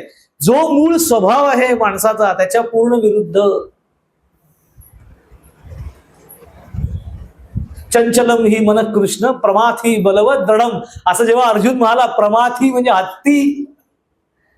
हत्तीला ताब्यात ठेवणं पण सोपं आहे, पण मनाला ताब्यात ठेवणं, शांत बसणं किती कठीण आहे. त्याच्यावरती भगवान श्रीकृष्ण असं नाही म्हणाले की चल, मी सांगतोय ना, ते म्हणाले असंशय महाबाहो, ते म्हणाले निसंशय. तू म्हणतोयस ती खरीच गोष्ट आहे की खरंच मनाला एका जागी बसवणं कठीण आहे, पण असंशय महाबाहो मनो दुर्निग्रहम चलम अभ्यासेन तू कौंतेय वैराग्येण च गृह्यते. पण त्याच्याशिवाय पर्याय पण नाही. अभ्यास कर, त्याच्यासाठी रोजची प्रॅक्टिस कर. एका जागी बसत तुला काय कठीण आहे? काहीच तुला नाहीये. बरं, सगळ्यात सोपी नाम साधनेपेक्षा सुद्धा उपाधी रहित साधना ध्यान आहे. कारण नामामध्ये कमसे कम माळेची तरी उपाधी लोकांना लागलेली असते, ध्यानात ती पण नाहीये. कारण काहीच हातात घ्यायचं नाही, स्वस्त बसायचं आहे. मग तिथे माळ कुठली? नामाची. माला सास उसास की कबीरा माला काटकी बहुत जतन का फेर, माला सास उसास की जामे गाठ ना मेर. असं श्वासावरती नाम घे, थोड्या वेळ जपावरती झालाय ना माळ करून, माळेवरती जप करून झालाय ना, थोड्या वेळा माळ बाजूला ठेव. जे नाम तू माळेवरती घेत होतास, रामनाम घेत असशील, ते डोळे मिटून स्वस्थ बस. थोडं श्वासाकडे लक्ष केंद्रित कर. श्वासाच्या नैसर्गिक लयीवरती राम ठेव. एक श्वास घेताना राम, सोडताना राम, घेताना राम, असं करत लक्ष सगळं तिथे दे. सगळ्या वृत्ती तुझ्या त्या नामावरती जातील. कालांतराने असं होईल की श्वासाची गती आणि नामाची गती ही मॅच होत नाही. मग अशाला चित्त फक्त नामावरती ठेवावं. श्वासाची गती नैसर्गिक चालू असते तशी चालूच राहते. दोन भुवयांच्या मध्ये जाणीवेच्या आधाराने ही कृती करायची असते. त्याला ध्यान असं तुला लागतं काय? काही नाही. एका जागी स्वस्त बस, डोळे मिटून बस, एका आसनावरती बस. शिष्या एकांती बैसावे, स्वरूपी विश्रांतीस जावे, तेणे गुणे जोडावे परमार्थ. एकांती बस ना थोड्या. सारखे काय लोकांमध्ये काय सारखे लोकांना दाखवायचं काय नाही. शांत बस ध्यानाला. असं ध्यानाला बसून काय होणार आहे? काय फायदा होणार त्यांनी? घरच्यांचा पहिले होईल, तुझ्या नंतर होईल. तुझं शांत बसलं लोकांना बरं वाटेल. घरच्यांना बरं आहे, डोळे मिटून तोंड बिंड बंद ठेवून बसतेस, तुझा फायदा नंतर होईल ना. शांत वाटेल तुला आतमध्ये. जे नाम मी घेतो आहे, नाम ज्या ईश्वर तत्वाचा निर्देश करत आहे, ते ईश्वर तत्व, त्याची अनुभूती घेण्याचं प्रधान माध्यम, सखोल ते देणारं ध्यान हे. आणि स्वामींनी काय सांगितलं? वसे अंतरी स्वामी शक्ती कळू दे, जवळी उभी स्वामी शक्ती कळू दे. अरे मग ती कुठे जवळ उभी आहे? ती तुझ्या आतमध्ये, वसे अंतरी, तुझ्या अंतःकरणामध्येच ती स्वामींची शक्ती आहे. मग ती तुला अनुभवाची असेल तर तुला तुझ्या अंतःकरणात डोकवायला पाहिजे. मग डोकवणार कसं? अंतःकरण, करण म्हणजे शरीर, अंत म्हणजे आतलं, आतल्या शरीरामध्ये डोकवायचं आहे ना. मग कसं डोकवणार? डोळे मिटून बसायचं असतं तर तू डोकवाशील. आणि काहीही करायचं नसतं. एकाने सांगितलं होतं की ध्यानाला बसताना डोळे मिटून बसायचं शांत. डोळे मिटून शांत बसल्यानंतर आपल्याला आपल्यासारखा आतमध्ये एक व्यक्ती दिसायला लागतो, त्याच्याकडे लक्ष केंद्रित करायचं. स्वामी असं म्हणायचे, डोळे मिटल्यानंतर पण आपल्यासारखा व्यक्ती आतमध्ये दिसणार असेल त्याला बघण्यासारखं काय? मग ही कुठलीही ध्यानाची प्रक्रिया असते. ध्यानामध्ये काही बघायचं नसतं. समोर एक मूर्ती ठेवायची, त्या मूर्तीकडे एकटक बघायचं, त्याला त्राटक म्हणतात, त्याला ध्यान म्हणत नाही. ध्यान ही डोळे मिटून करण्याची उपासना आहे. ही अंतरंग उपासना. स्वस्त ध्यानाच्या खोलीमध्ये बसताना समोर काही ठेवू नये शक्यतो. जिथे मी ध्यानाला बसणार आहे ना, त्या समोर भिंतीवर काही असता कामा नये. शक्यतो तर रिकामी भिंत असावी. अगदीच आवड असेल तर एखादं ओंकाराची प्रतिमा असायला हरकत नाही, पण ह्याच्या व्यतिरिक्त काही नाही. ओरडणाऱ्या वाघाचं चित्र वगैरे ध्यानाला ते आतमध्ये आरडाओरडीच चालेल सगळी. त्या ध्यान ते सगळं मागे. अगदी आपल्या सद्गुरूंची प्रतिमा जरी ठेवायची असेल ना तर ती आपल्या मागे ठेवायची, आपल्या आसनाच्या मागे ठेवावी. बसताना नमस्कार करून त्यांच्याकडे तिथे पाठ करून, समोर काही नसलं पाहिजे. कारण कुठलीही प्रतिमा, कुठलंही स्वरूप आपल्या डोळ्यासमोर येऊ नये, कारण त्या स्मृती तयार होतात. आणि त्या स्मृतीमध्ये डोळे मिटल्यानंतर सगळ्या स्मृतीमध्ये आपण रमतो. आणि जी मूळ ईश्वराची धारणा आहे, स्व जाणीव, त्या जाणीवेशी जायला मला त्रास होतो. कारण की आपल्याला अनुभूती घ्यायची म्हणजे काय? स्वची जाणीव. हा स्व जो आहे ना, ज्याला स्वरूपानुसंधान असं म्हटलं जातं, तो स्व म्हणजेच ईश्वराचा अंश आहे. तो प्रत्येकामध्ये सारखा आहे. सकळांचे अंतःकरण एक, असं समर्थांनी म्हटले. सकळांचे अंतःकरण एक. सगळ्यांचं अंतःकरण जाणीव पातळीवरती एकच आहे. जाणण्याची प्रक्रिया सगळ्यांची सारखी असते, पण व्यक्तिमत्वाचा मी वेगळा असतो, त्यामुळे त्याच्या उपाधी आणि त्याची अभिव्यक्ती वेगळी असते. पण जाणीव पातळीवरती सगळं एकच असतं. त्या जाणीवेच्या ठिकाणीच ते ईश्वराची अनुभूती आहे. मग जाणार कसा? डोळे मिटून स्वस्त बसशील तर. मग ते असं म्हणतात, विभूती नमन नाम ध्यानादी तीर्थ. आता विभूती म्हणजे वैराग्यशील अवस्था, नमन म्हणजे शरणागती, नाम आणि ध्यान ही प्रत्यक्ष प्रक्रिया. आणि ह्या सगळ्या प्रक्रिया यशस्वी व्हायला हव्या असतील तर काय घ्यायला लागेल? तुला तीर्थ घ्यावं लागेल. विभूती नमन नाम ध्यानादी तीर्थ. तीर्थ या शब्दाचा अर्थ असा आहे जल. तीर्थ म्हणजे जल. मग दुसरा जल या शब्दाचा अर्थ काय होतो? पावित्र्यता, शुद्धता. इथे जे सांगितलेलं आहे की हे सगळं तुझं यशस्वी होईल कधी? जेव्हा तुझ्यामध्ये आचरण सुचिता असेल तेव्हा. स्वामींची कृपा संपादन करायची असेल कुठल्याही सद्गुरूंची, तर आपल्या आचरणामध्ये सुचिता असणं गरजेचं आहे. सुचिता याचा अर्थ स्वच्छता असा पण आहे आणि पावित्रता पण आहे. आपलं आचरण सचोटीला धरून पावित्रशील, सचशील असायला पाहिजे. मी कसाही वागेन वेडा वाकडा आणि स्वामींनी माझ्यावर कृपा करावी, बिलकुल करणार नाही. तर सर्व पातळीवरती त्यांना सुचिता लागते. सर्व पातळीवरती व्यक्तिमत्व म्हणजे अगदी आपल्या चारित्र्यापासून ते वागण्या बोलण्यापर्यंत सगळ्या ठिकाणी स्वामींना कमालीची सुचिता अभिप्रेत आहे. आणि सुचिता याचा अर्थ सोवळं ओळख नुसतं नाही, लक्षात ठेवा. ते आता बघू प्रसंग आपण की स्वामी कशी काढायची. कठीण होते स्वामी. अक्कलकोट स्वामी म्हणजे काय? ते सामान्य विभूती आहे का काय? एक तालेवार श्रीमंत घराण्यातल्या बाई, श्रीमंत एकदम, पुत्रप्राप्तीच्या हेतूने स्वामींकडे आल्या. म्हणजे त्यांना काही अडचणींमुळे म्हणा, त्यांच्या वैद्यकीय अडचणी असतील, काही इतर दैवामधल्या काही अडचणी असतील, त्यांनी मूल होत नव्हतं. त्यांना कुठेतरी सांगितलं की स्वामींकडे जा, त्यांचा आशीर्वाद मिळाला तर कदाचित तुमच्या दैवामध्ये तो योग घडून येईल, असं म्हणून त्या आल्या तिथे. श्रीमंत होत्या एकदम, आणि आपल्या दास दासी अन्य सेवकांसह श्रींच्या दर्शनाला आल्या, म्हणजे स्वामींच्या दर्शनाला आल्या. दर्शन घेतलं आणि अगदी मानभावीपणे स्वामींच्या पुढे हात जोडून उभ्या राहिल्या. बोलल्या काहीच नाही, सगळं मनात आहे. आता स्वामींना व्यक्त करायचं आहे की बाबा मला अशी अशी माझी अभिलाषा आहे. काहीच बोलल्या नाही, मानभावीपणे त्यांच्या पुढे हात जोडून उभ्या राहिल्या. स्वामींनी एकटक अतिशय करारी नजरेने त्यांच्याकडे बघितलं आणि अतिशय तीव्र शब्दामध्ये म्हणाले, अगं माझ्याजवळ कशासाठी मुलगा मागायला आले? माझ्याजवळ कसला मुलगा? असं ते म्हणाले. तो तुझा यार बसला आहे ना, तो तुला मुलगा नाही, जा त्याच्याकडे, असं म्हणाले. ती इतकी घाबरली. कारण स्वामींनी एकदम सगळ्यांसमोर चारित्र्याचे धेंदवडे काढल्यासारखे तिच्या काढले की एकदम वरमल्यासारखी झाली आणि आल्यास तशी परत गेली. अंतरसाक्षीत्व असतं. प्रसंग खूप तीव्र आहे, पण स्वामी याच्यातनं सांगतात की त्यांच्या समोर आपल्याला असं वाटतं की मी माझ्याकडनं ही चूक घडलेली आहे, जाऊ दे, मी काय आता स्वामींसमोर ती बोलणार नाही. तू बोलायची काही गरजच नाही, ती घडते तेव्हाच त्यांना कळते तू काय उद्योग केलेत ते. हे एक वानगी दाखल उदाहरण आहे त्यांच्या जीवनामधलं. आपल्याला हे शिकवत आहेत की आपल्याला अनेक पातळीवरती सांभाळायचं आहे, वेडवाकडं वागायचंच नाही. मी कसंही कोणाला बोलीन, काही तीव्र शब्द वापरीन, कसाही कोणाशी भांडीन, वाटेल त्याच्यावरती वाटेल तसा विचार करेन. आपण प्रत्यक्ष हिंसा करत नाही. आपल्याला असं वाटतं आपण खूप चांगले आहोत, आपण मानसिक आणि वाचिक हिंसा इतकी करत असतो. एक वेळ वाचिक हिंसा पण करणार नाही, पण मानसिक हिंसा तर आपण पावलोगणिक करतो काही वेळेला. याचं असंच होऊ देत दातोट खाऊन लोक. माझ्या बाबतीत असं झालंय ना, भगवंता तुझ्या ह्याच्या बाबतीत पण असं, तू कशाला सांगतोस त्याच्या बाबतीत भगवंतानी काय करायचं ते? स्वामी असं म्हणायचे, तोंड विटाळू नकोस, असं स्वामी म्हणायचं.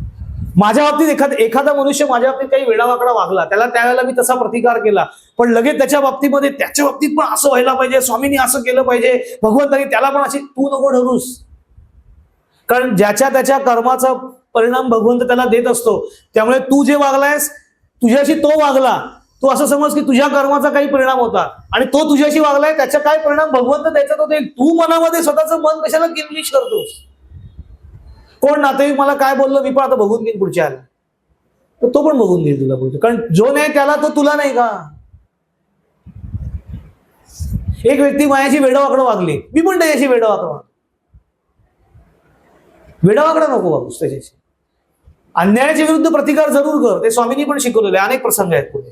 पण वेडावाकडं तू मुद्दामून ठरवून त्याच्याशी वागायला जाऊ नको. तो जसा वागेल तसा तू वागू नकोस. कारण की तो तसा वागला तर त्याला जर स्वामींनी शिक्षा दिली तर त्याला प्रतिकार म्हणून तू पण वेडावाकडा वागला तर तुलाही शिक्षा नाही का मिळणार?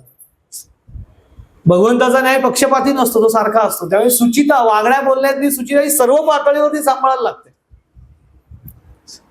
आचरणातील सुचिता म्हणजे चारित्र्याच्या बाबतीत सुचिता पाहिजे, चारित्रवानच स्वामींना. मी सगळे प्रसंग, काही प्रसंग इथे सांगू शकणार नाही, इतके तीव्र प्रसंग आहेत अक्कलकोट स्वामींच्या जीवनात समोर घडलेले. आणि स्वामीला स्वामींची चर्या, त्यांची भाषा इतकी कडक आहे की आपण ती वाचू शकत नाही. कारण परब्रह्मासारखी विभूती या भाषेमध्ये आपल्याशी बोलू शकते याची कल्पनाही आपण करू शकणार नाही. इतके तीव्र शब्द स्वामींनी योजलेले की जे बोलण्याचा अधिकार इथे आपला नाहीच आहे. इथे बसून बोलण्याचा तो अधिकारच नाही आपल्याला, तो त्यांचा अधिकार. पण असे कितीतरी, आणि हे सगळ्या पातळी होती. फक्त काही आता हा एक प्रसंग त्या स्त्रीचा की त्यांचे काही बाहेर संबंध होते, ते स्वामींना कळले आणि त्याला तो पटलंच नाही स्वामींना की माझ्यासमोर यायचंच नाही, चारित्र्यवान नाही तर माझ्यासमोर उभं राहायचं. आणि स्वामी मागचं पुढचं काही ठेवायचं नाही. तिथे बघितलं सगळ्यांसमोर वाभाडे काढून मोकळे व्हायचे. त्याचं एक कारण असायचं की सगळ्यांसमोर असे वाभाडे काढले की समोरचा मनुष्यावरती मोठा परिणाम होतो. तो एक तो वरमतो, शर्मेने मागे जातो आणि बदल झाला ना.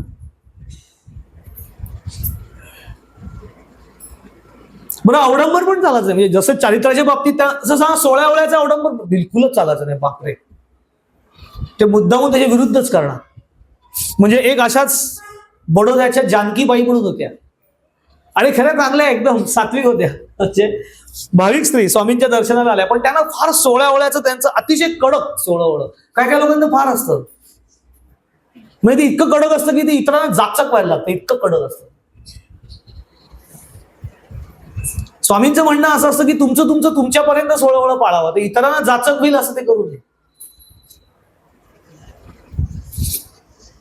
तर त्या अशा खूप सोळ्यावळ्याच्या कडक नियम, त्याला सगळ्या ठिकाणी सोळवळ फार दिसायचं. कोणी काही स्पर्श केला की लगेच ते हात ओढ करायचे, काय काय काय काय नंतर काय काय लोकांचं असतं असं बरंच असतं.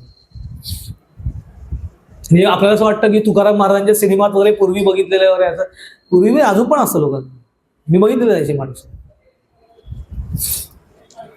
तर ती एकदा महाराजांच्या समोर आली आणि सोळं ओळं सगळं अगदी कडक त्यांचं. ते महाराजांसमोर आली आणि महाराजांना म्हणाली, नैवेद्य केला त्यांनी छान सागर संगीत, आणि महाराजांना नैवेद्य अर्पण केला आणि म्हणाली, महाराज आपण नैवेद्य ग्रहण करावा, अशी प्रार्थना त्यांनी स्वामी. मुळात व्यक्ती ती भाविक होती. तर स्वामी तिच्याकडे म्हणाले आणि म्हणाले, अगं मला हे अन्न खाता येत नाही, असं ते म्हणाले. तेव्हा ते चिडले नव्हते, तिचा भाव बदलायचा होता. ते म्हणाले, अगं मला हे अन्न खाता येत नाही, मी खाऊ शकत नाही हे अन्न. तर ती म्हणाली, का नाही खाऊ शकत? कारण आम्ही सोळ्याचे अन्न खात नाही बरं, असं ते म्हणाले. सोळ्याचे अन्न आम्ही खात नाही बरं.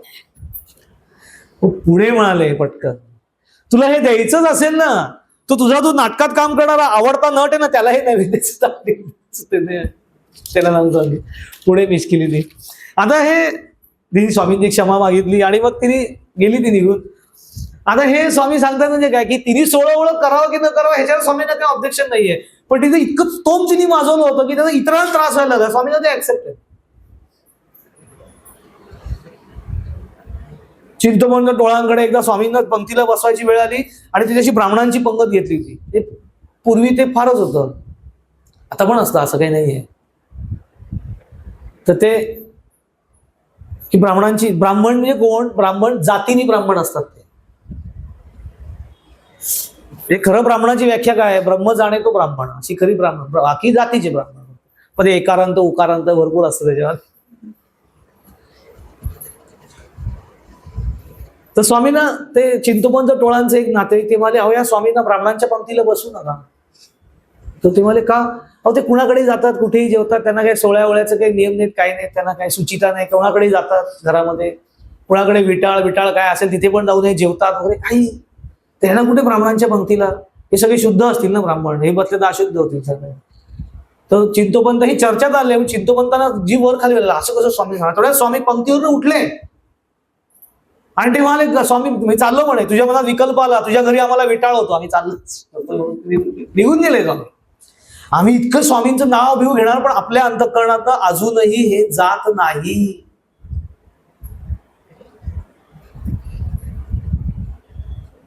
आपल्या घरातल्या मोलकरणी असतात ना, म्हणजे कुठल्या जातीचा हा प्रश्न नाहीये. तिला जोपर्यंत आपण सवाशीण म्हणून सत्यनारायणच्या पूजेला जेवायला घालत नाही ना, तोपर्यंत आपल्याला कृपा होत नाही, लक्षात ठेवा. तोपर्यंत आपल्या मनात असतं ना, ब्राह्मण भोजन आपण घालतो की नाही, तर घालावं, जरूर घालावं, ज्याची त्याची आवड असते. पण त्याचा अर्थ फक्त ब्राह्मण जातीच्या माणसाला जेवायला घालावं असं नाहीये. मी फक्त म्हणतोय, प्रत्येक विभूतीमध्ये ब्रह्म आहे आणि भुकेलेला अन्न द्यावं, ते ब्रह्माची सेवा. या भूमिकेतनं जो अन्न दशेला आहे त्याला ते दान करावं, ती ब्राह्मण भोजन. भरपेटीने फिरणाऱ्या माणसाला उद्या मला लोकांनी ब्राह्मण जेवायला बोलवलं, तर मी काय आशीर्वाद देणार?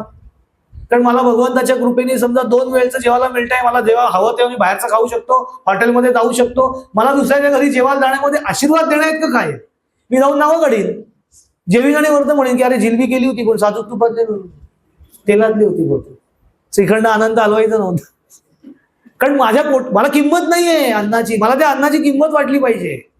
ती ज्याला आहे ना त्याला जेवायला घातलं तर त्याच्या मनात जी तृप्ती येते, तो आशीर्वाद आहे, ते भोजन आहे ब्राह्मण. त्यातून तो कुठल्या जातीचा आहे, तो ब्राह्मण जातीचा आहे का नाही हा महत्वाचा नाहीये. त्याला अन्नाची किंमत असली पाहिजे. अशा माणसाला त्यावेळेला पर्व काळात जेवायला घालणं, त्याला ब्राह्मण भोजन असं म्हणतात. हे स्वामी सांगायचे, कडक भाषेमध्ये सांगायचे. मी फार सौम्य भाषेत सांगतोय, स्वामींची भाषा इतकी सौम्य नाही, ह्याच्यापेक्षा भयंकर शब्द येऊ जायचे. म्हणून स्वामी कुठे कुठे जेवायला जाऊन बसायचे. आता बाळप्पा महाराज त्यांचे जे होते ना, ते कर्मठ होते एकदम. कर्नाटकातले महाराजांचे उत्तराधिकारी, जवळजवळ सगळे आध्यात्मिक अधिकार स्वामी समर्थांनी जे नंतर दिले ते बाळप्पा महाराजांना दिले. पुढे गंगाधर महाराज, बाळप्पा महाराजांच्या नंतर पुढे गंगाधर महाराज, गंगाधर महाराजांच्या नंतर पुन्हा अक्कलकोटचे गजानन महाराज आहे, अग्निहोत्राचे प्रणेते. ते बाळप्पा महाराज फार कडक होते. तर ते कधी कधी स्वामींना नैवेद्य घ्यायला यायचे, तर त्याची परीक्षा बघण्यासाठी स्वामी अशा कुठेतरी घरात जाऊन बसायचे की जिथे बाळप्पा येणार नाही पहिले. म्हणजे एकदा गावाबाहेर एक वेश्येचं घर होतं, त्या वेश्येच्या घरात जाऊन बसले आणि बाळप्पांना कळलं स्वामी कुठे गेले. घरात, गावाच्या बाहेर वेश्या आहे, त्या घरात जाऊन बसल्या. यांची चलबिचल, तिथे कसं जायचं? कडक होते. एकदा असे ना महारवाड्यामध्ये उकिरडा होता, उकिरडा. तिथे अशी मेलेली जनावरं टाकण्याची जागा होती, की गावातली जनावरं मेली की तिथे टाकून द्यायची, म्हणजे गिधाडं त्यांना खाऊन टाकतील. पूर्वीच्या काळची ती नॅचरल सिस्टीम होती, क्लिनिंग सिस्टीम.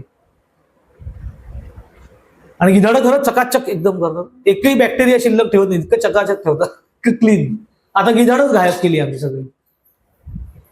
तर ते तिथे बसले उकिरड्यावर जाऊन स्वामी, तिथे एक हाडांचा ढीग पडला होता, त्याच्यावर राहून बसले. आणि एक याचक त्यांच्याकडे आला, त्याला कोणती सांगितलं की तुझं दरिद्र दूर करायचं असेल तर स्वामींकडे जा, म्हणून तो तिथे आला. तो कुठे आहे तर म्हणजे उकिरड्यावर बसले, जाऊन तिथे आला. तर उकिरड्यावर बसले, स्वामी हाडांच्या ढिगावर बसले होते, ते खेळत होते हाडांची. तर तो आला, त्याला असं वाटलं अरे काय कुठली विभूती, हे काय सोळं ओळं नाही, काही नाही. तो सांगून नसीक असेल तरमट. त्यावेळेस आता हाय काय हे काय माझं दारिद्र्य दूर करणार. स्वामी काही बोलले, आम्ही कोणी असू, तुझं दारिद्र्य दूर करायचं असेल तर तिथलं हाड उचल, हवी तेवढी हाडं घे, चालता उचल. तो हाडं घे.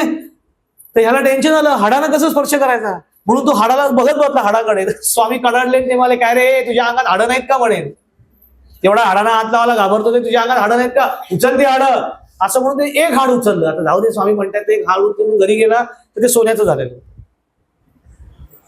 मग नंतर पुन्हा पोतं घेऊन आलं, एक हाड नेलं सोनं, स्वामी हाडाच्या ढिगाऱ्यावर बसले होते, पोतं घेऊन जाऊ. स्वामी तेव्हा मात्र रागावले, म्हणाले काय रे कशाला आलायस पुन्हा. तर म्हणे मगाशी तुम्ही जे हाड दिलं ना त्याचं सोनं झालं, म्हणून आणखी हाडं द्यायला आलंय. तर स्वामी म्हणाले अरे हाडासाठी लाल घोटतोस, मसणवटीत जाशील, असं स्वामी म्हणाले. उतरायच का म्हणे तू, असं इतकं कडक शब्दामध्ये. हा काम करायला हात जळले का तुझे, असं म्हणून त्याला हाकलं. पहिले कृपा घे. सांगायचं ना की त्यांना विधी निषेध, तुम्ही सोळं करू नका अशी भूमिका नाहीये. एखाद्याला आवड असेल तरी करावं, पण ते तुमच्या उपासनेच्या आणि इतरांच्या आड येता कामा नये, तुझ्या व्यक्तिगत पातळीवरती तू जरूर. तुकाराम महाराज पण कडक होते बोलायला. तुकाराम महाराजांनी एखाद्या ठिकाणी म्हटले, कायबा करीसी सोळे ओळे, मन नाही निर्मळ वाहू घेची, कायबा करीसी पुस्तकाची मोठ, गोकिता हृदय स्फोट हाता नये, कायबा करीसी टाळ आणि मृदुंग, जेथे पांडुरंग रंगलाच नाही, कायबा करीसी ज्ञानाची या गोष्टी, करणी नाही पोटी बोलण्याची, कायबा करीसी दंभ लौकिकाते, हित नाही माता तुका म्हणे. कडक जरा. कायबा करीसी ज्ञानाची या गोष्टी, करणी नाही पोटी बोलण्याची, तुकाराम महाराज. असं अक्कलकोट स्वामींच्या बाबतीत एक प्रसंग घडलेला आहे. सुचिता म्हणजे काय, ज्ञानाच्या गोष्टी करतोस, कृती काही नाही, भक्ती नाही, कृती नाही, काही नाही, नुसतं ज्ञान. असे काही लोक असतात, मोठे मोठे शब्द योजायचे, मोठं मोठं बोलायचं, लोकांना वाटतं काय ज्ञानी आहे. त्याला असं वाटलं तर मी किती ज्ञानी आहे. स्वामी त्यांना जमिनीवरती जाण्याचे डायरेक्ट. विष्णुबुवा ब्रह्मचारी नावाचा एक वेदांती व्यक्ती होता, त्या काळामध्ये प्रचंड खूप प्रसिद्ध वेदांचे अभ्यास केलेले. मालोजी राजा भोसलेंनी त्यांना इथं अक्कलकोटला बोलवलं, कारण ते खूप धार्मिक होते मालोजी राजे. आणि बरेच दिवस त्यांनी राजवाड्यामध्ये त्यांना ठेवून घेतलं, चांगलं वेतन दिलं आणि वेदांतावरती चर्चा व्याख्यानं ठेवली त्यांची. आणि ते पण स्खलित वेदांती अभ्यास करणारे होते, हुशारच होते, म्हणजे ज्ञानी पंडित. महिनाभर जवळजवळ मालोजी राजांकडे होते, वेदांत विषयी त्यांची व्याख्यानं, भरपूर गर्दी वगैरे व्हायची. एक दिवस त्यांनी असं ठरवलं की अक्कलकोटला आहोत तर महाराजांना भेटून येऊ, महाराजांबद्दल भरपूर ऐकलेलं आहे, अवधूत वृत्तीने राहतात वगैरे, अमुक तमुक वगैरे, म्हणून महाराजांकडे गेले. आता हे वाचताना इतकी मजा वाटते.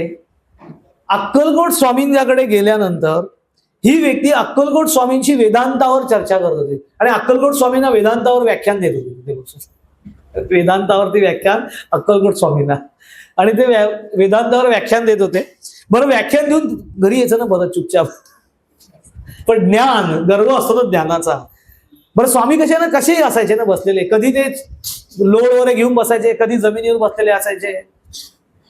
कुणाच्याही हातचं खायचंय, या लोकांच्या भाषेत म्हणजे कुणाच्याही हातचं खायचंय, कुणाचंही नैवेद्य ग्रहण करायचे, सोळं नाही, ओळं नाही, स्पर्श काही कसंही करायचे असं त्यांचं. पण ह्यांची एवढी कीर्ती आहे म्हणून तिथे आले आणि त्यांनी स्वामींना प्रश्न विचारला, एक प्रश्न विचारावा असं म्हणून त्यांनी स्वामींना प्रश्न विचारला, अक्कलकोट स्वामींना. आणि त्या विष्णुभावांनी काय प्रश्न विचारला, काय हो स्वामी, ब्रह्म तदाकार वृत्ती काय केल्याने प्राप्त होते तुम्हाला ठाऊक आहे का. असं डायरेक्ट ब्रह्म तदाकार वृत्ती. स्वामींनी उत्तरच दिलं नाही. यांना वाटलं स्वामी वेडे आहेत, अक्षरशः असा उल्लेख आहे की यांना वाटलं स्वामी वेडे आहेत, यांना काही कळत नाही ब्रह्म तदाकार वृत्ती वगैरे काही. त्यामध्ये यांच्या कुठे नादी लागायचं, लोक उगाच त्यांनी लोकांनी यांचा स्तोम माजवलाय असं म्हणून निघून गेले आणि बिराडी गेले आपल्या मालोजी राजांची इथे राहिले होते तिथे गेले. आणि रात्री त्यांना स्वप्न पडलं. त्या स्वप्नात त्यांना असं दिसलं की हजारो विंचू या विष्णुबुवांच्या अंगावर चढलेत आणि त्यातला एक विंचू त्यांना चावला, तर स्वप्नामधनं झोपेतच बोंबा मारीत मेलो मेलो वाचवा वाचवा म्हणून ओरडत उठले. त्यांच्याबरोबर 3 पारशी असिस्टंट होते त्यांचे. त्यांनी त्यांना सावध केला, हो सावध व्हा सावध व्हा, काय झालं म्हणे. ते म्हणे अरे विंचू चावला. तो कुठे विंचू चावला म्हणे. दरदरून घाम फुटलेला, स्वप्नात विंचू चावलेला. काहीच बोलले नाही. दुसऱ्या दिवशी स्वामींच्या दर्शनाला गेले. पुन्हा प्रश्न, ब्रह्मतदाकार वृत्ती कशाने प्राप्त होते मला काही माहितीये का असं स्वामींना विचारलं. असं विचारलं, स्वामी मला हात गाढवा. स्वप्नामध्ये हजारो विंचू तुझ्या अंगावर चढले म्हणून घाबरतोस, स्वप्नातील विंचू चावला तर बोंबा मारीत उठतोस आणि गोष्टी तर वेदांताच्या करतोस. तू केवळ पडत मूर्ख आहेस. ब्रह्मतदाकार वृत्ती होणे ही काय रस्त्यावर पडलेली गोष्ट आहे का? पुष्कळ वाचाळपळा करून ब्रह्म बोलून कोटीवर कोटी करून वेदांत बोललास म्हणून तू योगी झालास काय? उठ, आल्या वाटेने चालता हो, असं स्वामीने. सुचिता अवडंबर नाही करायचं स्वामींच्या समोर. आपल्याला खूप काहीतरी येत आहे, तुला काही खूप येत आहे म्हटलं की तू दणकला समजते. आणि स्वामींच्याकडे हायगय नाहीये. स्वामी जितके, लक्षात ठेवा, स्वामींचं एक वैशिष्ट्य आहे, जितके कृपावंत शीघ्र द्रुतगतीने कृपा करणारे आहेत म्हणून त्यांना स्मर्तुगामी म्हटलेलं आहे, तितकेच शीघ्र कोपी पण आहे. आणि तो शिवाचा अवतार आहे, त्यामुळे शिव इतकं सामान्य नाही. त्याच्या पुढे गेल्यानंतर त्यांनी असं म्हटलेलं आहे, विभूती नमन नाम ध्यानादी तीर्थ स्वामीच या पंचप्राणामृतात. पंचप्राणामृतामध्ये पंचप्राण आहे, मी तुम्हाला थोडक्यात ते सांगतो. पंचप्राण म्हणजे त्याची जर अगदी फोड केली तर पंचप्राण म्हणजे आपल्या शरीरामध्ये आपल्याला 5 मुख्य वायू प्रदान केलेले आहेत. प्राण याचा अर्थ वायू. त्यातला पहिला प्राण, अपान, समान, उदान, व्यान असे ते प्राण आहेत. आता प्राण हा जो वायू असतो तो आपल्या हृदयाजवळ असतो आणि तो आपली श्वासोच्छ्वास आणि रक्ताभिसरण प्रक्रिया सांभाळतो.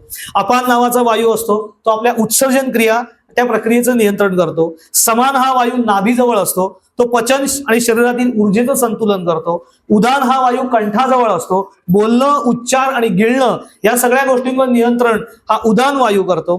व्यान हा जो वायू असतो तो सर्वत्र संचार करून स्नायू आणि सांध्याच्या गोष्टी नियंत्रित करतो. असे 5 प्राण आहेत. उपप्राण पण सांगितलेले आहेत. नाग नावाचा एक उपप्राण आहे, म्हणजे वायू आहे की ज्याचं कार्य आपल्या शरीरामध्ये ढेकर येणे आणि शरीरातील अशुद्ध वायू बाहेर सोडणे, हे त्या नाग नावाच्या वायूचं काम आहे. कुर्म नावाचा एक वायू आहे जो पापण्यांची उघडझाप करतो. कुकल नावाचा एक वायू आहे शरीरामध्ये जो शिंकणं आणि खोकणं नियंत्रित करतो. देवदत्त नावाचा एक वायू आहे तो जांभई येणे आणि शरीराला आराम देणे याचं कार्य करतो. आणि धनंजय नावाचा हा वायू आहे, हा संपूर्ण शरीरामध्ये व्यापून असतो, मृत्यूनंतर सुद्धा त्या देहामध्ये तसाच राहतो. ते पंचप्राण. आता ह्याचा आपल्या साधनेशी काय संबंध आहे, इथे असं त्याचा उल्लेख काय केलेला आहे, तर ह्याचा डायरेक्ट संबंध साधनेशी नाहीये. पंचप्राणात स्वामीचं या पंचप्राणात याचा अर्थ स्वामींनी असं सांगितलेलं आहे की हे सगळं तू कर, तुला माझी अनुभूती घ्यायची असेल तर कुठे येईल, मी तुझ्याच जवळ आहे. प्राणात म्हणजे तुझ्यामध्येच मी आहे, पंचप्राणामध्ये. आणि तुझ्या आतमध्ये जसे हे पंचप्राण शरीरामध्ये पूर्णपणे व्यापून आहेत तसे स्वामी तुझ्यामध्ये पूर्ण व्यापून आहेत शक्ती आणि चैतन्याने. फक्त तुला डोळे मिटून बघणं गरजेचं आहे. प्रश्न माझ्या असण्याचा नाहीये, प्रश्न तुझा बघण्याचा आहे असं स्वामी आपल्याला सांगतात. साईबाबांचा एक जुना फोटो होता पूर्वी, हल्ली तो नसतो लोकांकडे, पूर्वी असायचा. त्याच्या खाली इंग्लिश वाक्य लिहिलेलं असायचं, if you look to me I look to you असं लिहिलेलं असायचं.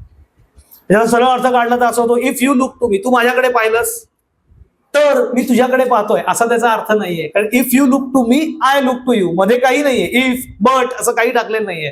If you look to me I look to you त्याचा अर्थ असा आहे, तू माझ्याकडे पाहिलंस की तुला कळेल मी तुझ्याकडेच पाहतोय. प्रश्न माझा तुझ्याकडे पाहण्याचा नाहीये, प्रश्न तुझा माझ्याकडे पाहण्याचा आहे. मी तुझ्याकडे पाहतोय की नाही विषयच नाहीये, माझं तुझ्याकडेच लक्ष आहे. पण तुला ते कळत नाहीये कारण तू मान वळून करून माझ्याकडे कधी पाहिलं नाहीयेस. ते मान वळ करून स्वामींकडे पाहणं म्हणजे डोळे मिटून स्वतःच्या आतमध्ये पाहणं. मग ते कळतं, जवळी उभी स्वामी शक्ती कळू दे असं म्हणून त्यांनी कळू दे हा शब्द वापरलेला आहे. दिसू दे नाही असं म्हणाले, जवळी उभी स्वामी शक्ती दिसू दे. त्यांनी शब्द वापरलाय वसे अंतरी किंवा जवळी उभी स्वामी शक्ती कळू दे. कळू दे म्हणजे तुझी तुला ती कळून येईल की स्वामी तुझ्याच बरोबर आहे. कारण आता स्वामी चैतन्य देहाने आपल्यामध्ये आहेत. कारण जडदेह त्यांचा अक्कलकोटला समाधीमध्ये स्वामींनी ठेवलेला आहे. त्याला स्वामींनी समाधी लीला केली असं म्हणतात, पण चैतन्याने स्वामी आपल्या सगळ्यांच्या बरोबर आहे. तारक मंत्राची अनुभूती घ्यायची असेल तर लक्षात ठेवा, श्रद्धेने तारक मंत्र निसंशयपणे जी क्रमसूत्री सांगितलेली आहे ना, निशंक हो रे मना, निर्भय हो मना, प्रचंड स्वामी बळ पाठीशी नित्य आहे रे मना, संशय रहितून आपण मंत्र म्हटलं पाहिजे. या सगळ्या गोष्टी खूप महत्वाच्या आहेत तारक मंत्रामधल्या. जर का खरंच स्वामींची कृपा आपल्याला प्राप्ती आहेच आणि ती कायमस्वरूपी राहिली तर काही शंका नाही. जो स्वामींनी दिलेला आशीर्वाद आहे, सगळ्यांना दिलेला आशीर्वाद आहे की भिवू नकोस, मी तुझ्या पाठीशी आहे, हा आपल्या सगळ्यांना दिलेला आशीर्वाद आहे. पण त्या आशीर्वादाची खरंच प्रचिती घ्यायची असेल, अनुभूती घ्यायची असेल, त्यांचा स्पर्श आपल्याला अनुभवायचा असेल तर त्यांनी सांगितलेल्या ह्या ज्या गोष्टी आहेत, विभूती, नमन, नाम, ध्यानादी तीर्थ, याचा अवलंब आपण जीवनामध्ये केला पाहिजे. तर त्यांची प्रचिती नक्की येते हे लक्षात ठेवा. एक्सक्युजेस नाही आहेत त्याच्यामध्ये. याच्याऐवजी हे केलं तर चालेल का, त्याच्याऐवजी साधना न करता काही केलं, साधना न करता वगैरे काय, साधना करावीच, नो एक्सक्युजेस. त्याला ध्यानाला नाही बसलं तर चालेल का, बस ना 10 मिनिटं बसायला काय हरकत आहे. डोळे मिटून स्वस्त तर बसायचं आहे. एक दिवशी डोळे परमनंट मिटणार आहेत, तेव्हा तुला कोण उघडायला सांगणार आहे? उघडता पण येणार नाही डोळे. प्रयत्न केलाच तरी नाही उघडता येणार. त्याच्या आधी थोडे डोळे मिटून आपल्या आतमध्ये आपला ऍड्रेस कुठे आहे तो बघ ना. कुठे राहतो आपण आपल्या देहामध्ये? ही बिल्डिंग पडायच्या आत, ही देहाची इमारत पडायच्या आत, या इमारतीमध्ये आपलं वास्तव्य नक्की कुठे आहे का तपासून दे ना. तिथेच स्वामींचं वास्तव्य आहे. गीतेत सांगितलंय की नाही? चिन्मय स्वामी, चिन्मयानंद असं म्हणायचे की भगवद्गीतेमध्ये भगवंतांनी आपला लिखित ऍड्रेस सांगितलेला आहे. ईश्वरस्य सर्वभूतानां हृदयेषु तिष्ठति भ्रामयन् सर्वभूतानि यंत्रारूढानि माम्. सगळ्यांच्या हृदयस्थ म्हणजे अंतःकरणामध्येच मी वास करू नये. तू डोळे मिटून बघशील तर का, आता डोळे उघडे ठेवून आतमध्ये कसं डोकावणार ना, म्हणून डोळे मिटायला पाहिजेत, म्हणजे ध्यान केलं पाहिजे. मग ती सूत्री सांगितली, विभूती, नमन, ध्यान, नाम, या पद्धतीने आपण साधना जर करत राहिलो आणि स्वामी सांगतात तसं, निशंक होई रे मना, निर्भय होई रे मना, संशय रहित आणि भयरहित होऊन साधना कर. प्रचंड स्वामी बळ पाठीशी, नित्य आहे रे मना, हा शब्द सगळ्यात महत्वाचा. टेम्पररी, थोड्या काळापुरती, गरजेपुरती असं नाही, नित्य आहे, मी नित्य तुझ्या बरोबर आहे असं त्यांनी सांगितलं. नित्य आहे रे. त्याप्रमाणे स्वामी आपल्याजवळ नित्य राहावं, नित्य राहतील अशी स्वामींच्या चरणी मी प्रार्थना आपल्या सगळ्यांच्या वतीने करतो. आणि त्यांनी आपल्याला दिलेला जो आशीर्वाद आहे, भिवू नकोस, मी तुझ्या पाठीशी आहे, तो सगळा आशीर्वाद स्वामींकडनं आपल्या सगळ्यांना प्राप्त हो असं म्हणून आता स्वामींच्या चरणी झालेली सगळी सेवा स्वामींच्या चरणी आणि गजानन महाराजांच्या चरणी अर्पण करतो. इथेच कुंडली गवरदे हरी विठ्ठल श्री ज्ञानदेव तुकाराम पंढरीनाथ महाराज की जय. सब संतन की जय. जय जय रघुवीर समर्थ.